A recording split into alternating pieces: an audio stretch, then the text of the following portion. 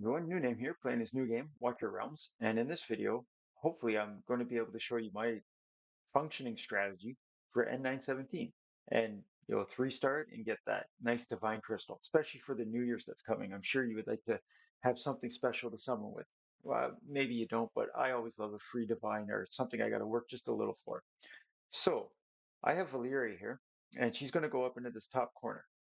And the reason that I do this is that I can get the boss below 50% HP before the bosses even come around this corner. Okay. Now she's able to take 2 hits before it's time to use her ultimate, and Valyria has like a cheat death for her entire ultimate.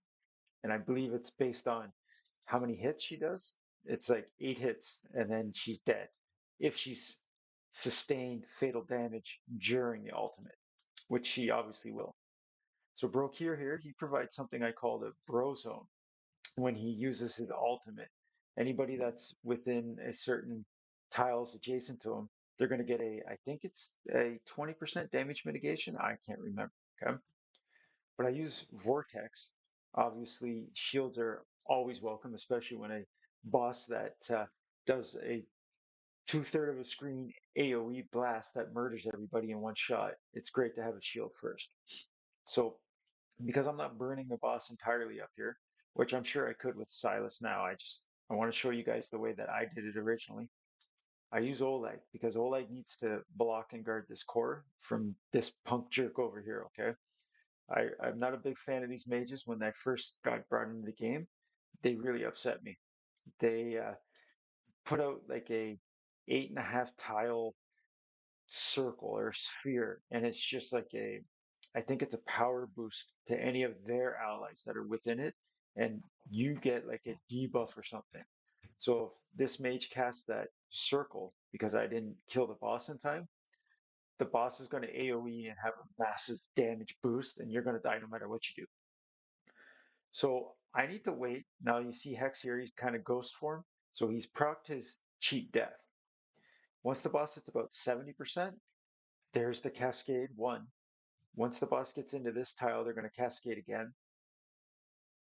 As soon as that happens, I can drop my Zillitu down now because I want to use everybody's ultimate to get and force this boss's bar into that 100% range so that I have control of when the boss is going to do this big burst while I have the damage mitigation from Brocure and shields from Vortex. So because I'm using Volca, I have Valeria's back alive, and then I'm going to put in Salazar, and we're going to burn boss. So Hex, sometimes he's dead, and sometimes Vortex is dead when I've done this, and sometimes none of them die.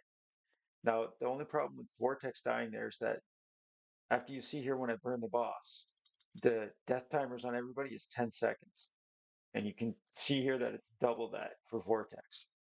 So Vortex is going to take like an extra 3 seconds to come back. So I'm not totally certain if this works just like the Calypso fights, where the last unit you place is the one that the boss focuses. Okay.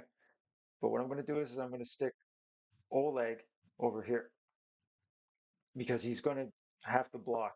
I won't be able to kill the boss in time. So Oleg can also self-sustain. Again, with any time he loses a shield, any shield, he heals for 15%, sorry, of his life. So then I'm going to put my Vortex down in that area. Sorry about that. Then I'll put Zillitu down and I'll stick Hex in.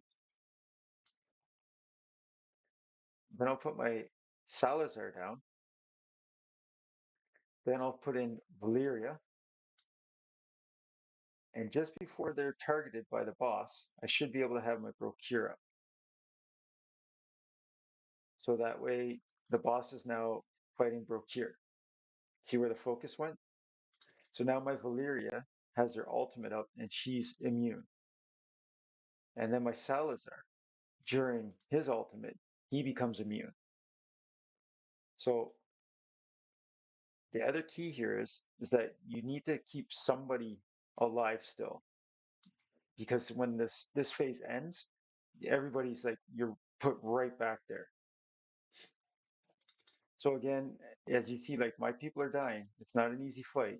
And I've cleared this before, but you got to plan your strategy for your lineup. Okay, your lineup might not be like mine. You can also put your Volca down like in this corner here, just so that she's helping them heal themselves.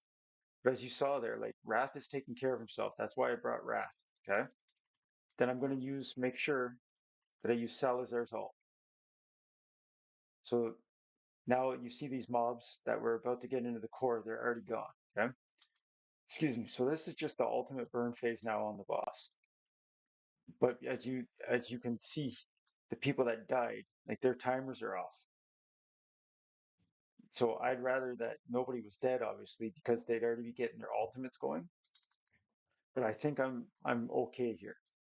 And I'll just put Valeri in for the fun of it, and Salazar's ult should not even be needed. So I apologize for any kind of odd rambling that I normally wouldn't do, but that's a really tricky fight. And I try to remember the timings and the placements. But I'm certain your lineup could be a bit different. It doesn't matter, and you'll get through it as well.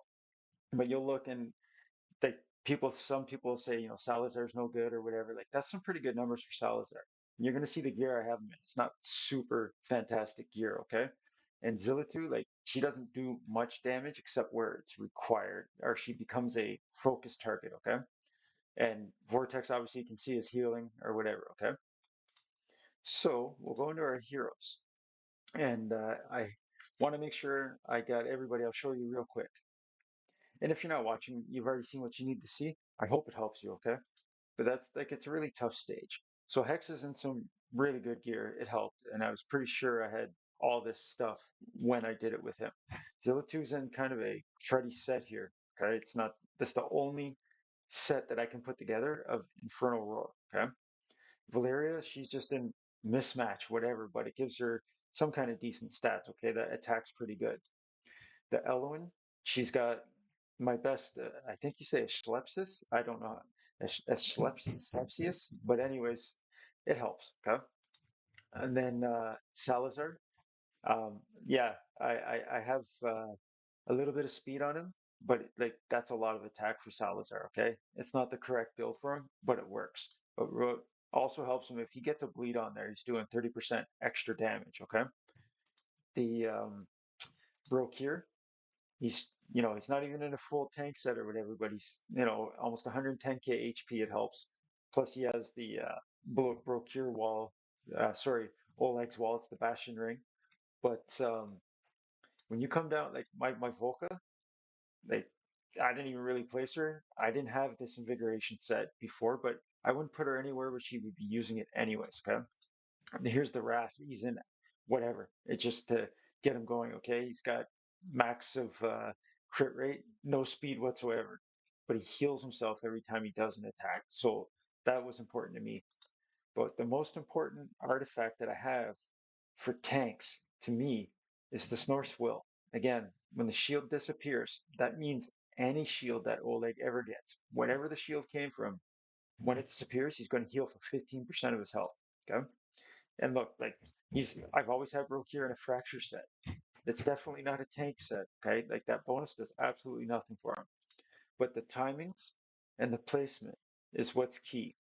Oh, and sorry about that. Here's Vortex. He's just in a mixed match as well. And like, there's not even a main stat on this chest, okay?